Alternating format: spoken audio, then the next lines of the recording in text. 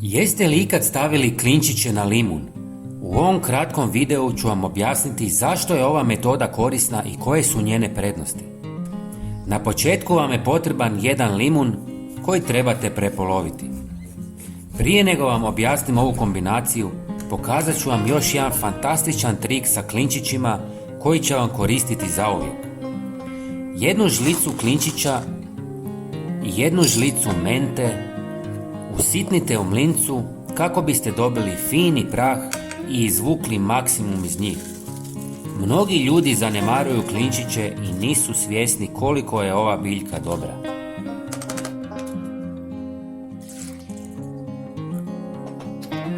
Istresite sve u 300 ml vruće vode, dobro promiješajte i ostavite da se ohladi. Procijedite kroz gazu kako biste dobili čistu tekućinu. Iscijedite malo limuna od one polovice na početku videa. Sada ste napravili jednu od najboljih prirodnih vodica za usta. Klinčić sadrži eugenol, prirodni spoj sa antibakterijskim svojstvima koji pomaže u borbi protiv bakterija u ustima i održava zdravlje desni. Limunov sok djeluje kao prirodni antiseptik, osvježava dah i smanjuje upalu desni, dok menta dodaje ugodan okus, svjež zadah, hladi i umiruje iritacije.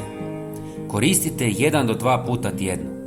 Svako ispiranje treba trajati 30 sekundi do 1 minute kako bi se svi sastojci mogli dobro rasporediti po ustima i pružili maksimalne koristi. Sada ću vam objasniti zašto biste trebali staviti klinčiće u limun. Uzmite polovicu limuna i zapiknite klinčiće. Ova mješavina ne samo da će unijeti svježinu u vaš dom, već će nam pomoći i u borbi protiv dosadnih komaraca, mrava i drugih insekata. Klinčići sadrže eugenol, prirodni spoj koji djeluje kao snažan repelent, odbojan insektima. Komarci ne podnose jak aromatičan miris klinčića, pa će se kloniti prostora gdje ga postavite. Možete ih postaviti u različite dijelove doma, poput kuhinje, prozora ili spavaće sobe, kako biste ih držali na sigurnoj udaljenosti. Nakon tjedan dana napravite novi i vaša kuća će uvijek fino mirisati i biti zaštićena.